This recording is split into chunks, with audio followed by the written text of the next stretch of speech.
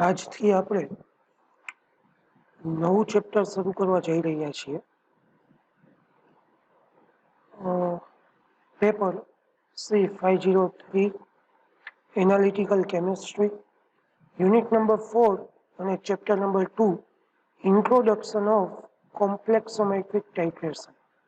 આ પણ આપણું જે ગયું ચેપ્ટર હતું કલરીમેટ્રી, એના જેવું જ 7 માર્કનું ચેપ્ટર છે.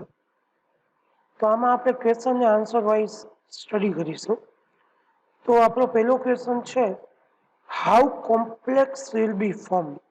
કોમ્પ્લેક્સોમેટ્રી ટાઇટ્રેશન છે તો આપણને ખ્યાલ હોવો જોઈએ કે કોમ્પ્લેક્સ કઈ રીતે ફોર્મ થાય છે.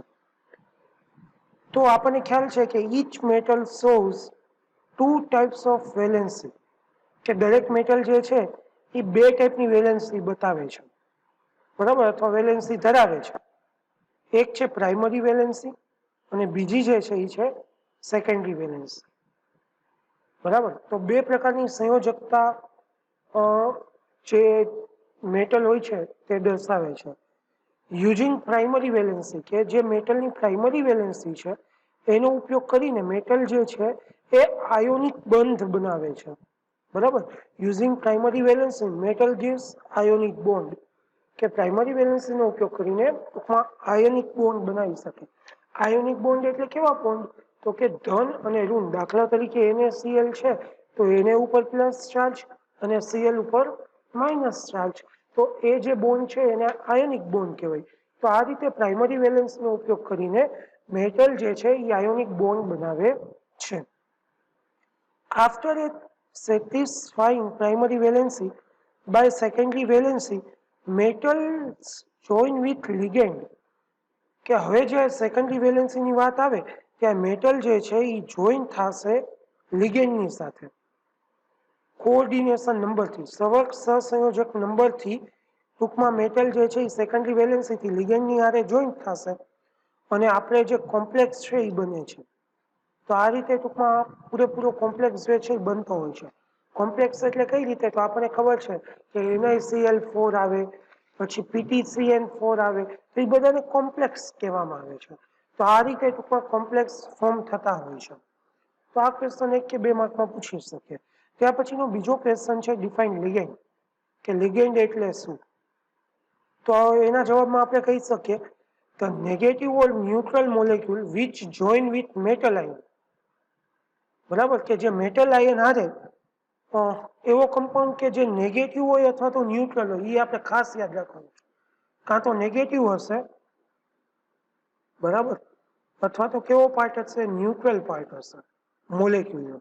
બરાબર, કે જે મેટલ આયન વડે જોડાય છે. કઈ રીતે?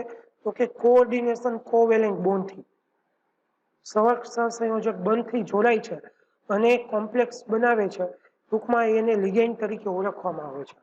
તો લિગેન્ડની આ ડેફિનેશન ખૂબ જ અગત્યની છે, IMP છે, તો આપણે એને યાદ રાખીશું.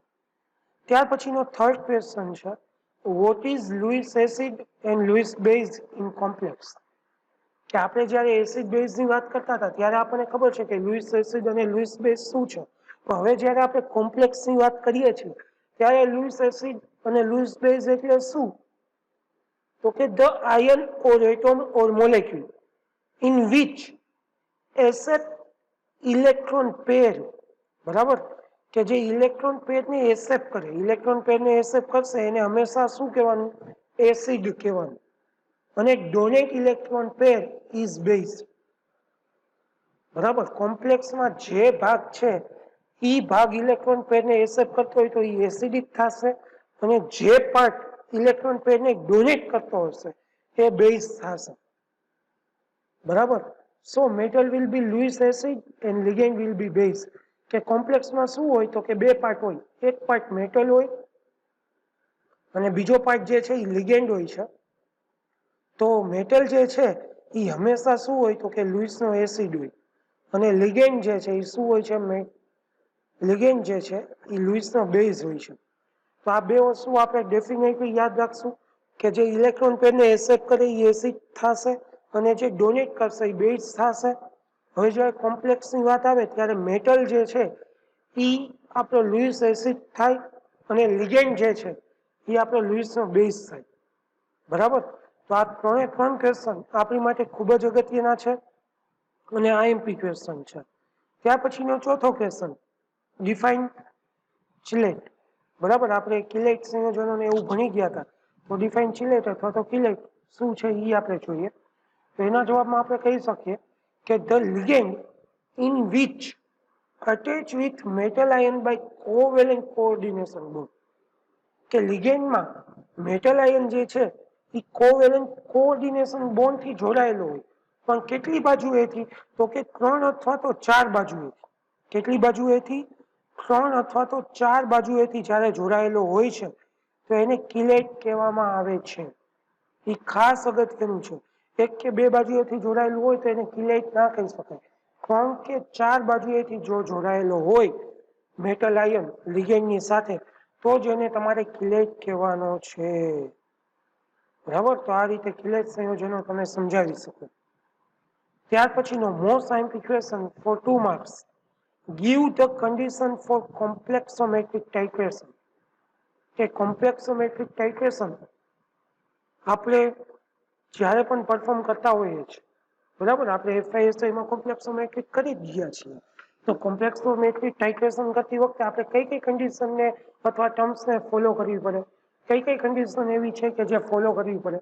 તો એમાંની પહેલી કન્ડિશન કે જે નીચે પ્રમાણે આપેલી છે, એમાંની પહેલી condition, titration reaction between metal ion and EDTA should be stoichiometric. Stoichiometric એટલે કે મેઝર કરી શકાય, માપી શકાય તેવું, એટલે માપી શકાય તેવું હોવું જોઈએ. So calculation can be done easily. તો જો માપી શકાય સ્ટોઇકિયોમેટ્રિક હોય તો તમે જે છે ઇઝીલી એની કેલ્ક્યુલેશન કરી શકો. તો આ પહેલી ટર્મ્સ એન્ડ કન્ડિશન. ત્યાર પછી બીજી condition, rate of reaction of metal ion and EDTA should be sufficient fast. કે હવે તમે ટાઇટ્રેશન ચાલુ કર્યું તો એનો જે રેટ ઓફ રિએક્શન છે એ ફાસ્ટ હોવો જોઈએ, જેથી ઝડપથી કોમ્પ્લેક્સ ફોર્મ થાય. ઘણી વખત એવું બનતું હોય કે રેટ ઓફ રિએક્શન બહુ સ્લો હોય મેટલ આયન અને EDTA નું, તો કોમ્પ્લેક્સ બનતા વાર લાગે અને તમે પણ થાકી જાઓ કે ભાઈ આમાં કઈ જવાબ આવતો નથી. કલાક સુધી મેળ્યું, એડના એડ કરું છું, તેમ છતાંય કઈ જવાબ આવતો નથી. બરાબર, તો એનો રેટ ઓફ રિએક્શન જે છે મેટલ આયન અને EDTA નો એ સફિશિયન્ટ ફાસ્ટ હોવો જોઈએ. પેલું સ્ટોઇકિયોમેટ્રિક, બીજું ફાસ્ટ, એ રીતે આપણે યાદ રાખી શકાય.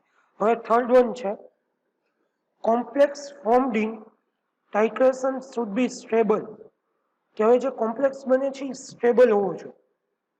જો એ સ્ટેબલ ન હોય તો શું થાય? તો આપણને એન્ડ પોઈન્ટ મળે જ નહીં. બરાબર, જો એ સ્ટેબલ હશે તો આપણને એન્ડ પોઈન્ટ જે છે એ શાર્પ મળશે. જો એ સ્ટેબલ નહીં હોય complex, if it is not stable, end point will not be sharp. કે તમે એન્ડ પોઈન્ટને મેજર નથી કરી શકતા. આપણે ભૂતકાળમાં નજર કરીએ તો આપણે ઘણા બધા રિએક્શન કરતા હતા, કોમ્પ્લેક્સ ફોર્મ થતા હતા જ, પણ ઘણી વખત એવું હોય કે એ આપણને બની ગયું હોય તોય આપણને ખબર નથી પડતી, કારણ કે એ સ્ટેબલ નથી હોતું, તરત જ અનસ્ટેબલ થઈ જાય. એટલે આપણે બ્યુરેટમાંથી જે આપણું EDTA છે એ એડના એડ કરતા જ રહીએ, તેમ છતાં એન્ડ પોઈન્ટ મળતો નથી. તો એનું રીઝન આ છે. બરાબર, તો એ સ્ટેબલ હોવું જોઈએ. ત્યાર પછીનો પોઈન્ટ કે titration reaction between metal and EDTA should be in few step. કે એના જે સ્ટેપ હોવા જોઈએ ટાઇટ્રેશન રિએક્શનના એ ઓછામાં ઓછા હોવા જોઈએ. એક ટાઇટ્રેશનમાં પતી જતું હોય તો બીજું કરવાની જરૂર નથી. બરાબર, તો ઓછામાં ઓછા સ્ટેપમાં થવા જોઈએ અને એનો એન્ડ પોઈન્ટ જે છે એ સાપ હોવો જોઈએ અને એ મળતો હોવો જોઈએ. બરાબર, તો આટલા પ્રકારે તમે લઈ શકો છો. ત્યાર પછીની કન્ડિશન છે, method should be simple to know end point. કે મેથડ જે છે એ બહુ સિમ્પલ હોવી જોઈએ એન્ડ પોઈન્ટ મેળવવા માટે. બરાબર, અમુક ટાઇટ્રેશન એવો હોય, બેક ટાઇટ્રેશન છે કે આપણે આયોડિમેટ્રીના ટાઇટ્રેશન કરતા હતા, તો પ્રોસેસ જે છે એ બહુ જ સિમ્પલ હોવી જોઈએ, જેથી કરીને એન્ડ પોઈન્ટ આપણને તરત જ મળી જાય. બરાબર, તો આ બધી કન્ડિશન જે છે એ આપણે ધ્યાનમાં રાખવી ખૂબ જ જરૂરી છે. ત્યાર પછીની છેલ્લે બીજી condition, there should not be precipitation during titration. કે ટાઇટ્રેશન દરમિયાન પીપીટી બનતા ન હોવા જોઈએ. જો પીપીટી બને તો કોમ્પ્લેક્સ ફોર્મ થશે તો આપણને દેખાશે નહીં, અથવા તો પીપીટીની અંદર આપણને એન્ડ પોઈન્ટ નહીં મળે. તો આ બધી વસ્તુ આપણે જાણવી ખૂબ જ અગત્યની છે. There should not be precipitation during titration. બરાબર, ત્યાર પછીનો છેલ્લો પોઈન્ટ, છેલ્લો અને last point, When more than one complex are formed in same titration, they should not disturb the reaction.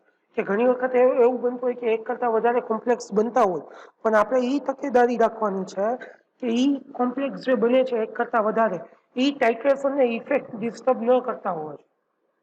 જો એ ડિસ્ટર્બ કરે, એમાં અવરોધ ઊભા કરે તો આપણને એન્ડ પોઈન્ટ નહીં મળે અને કોમ્પ્લેક્સોમેટ્રિક ટાઇટ્રેશન નહીં થાય.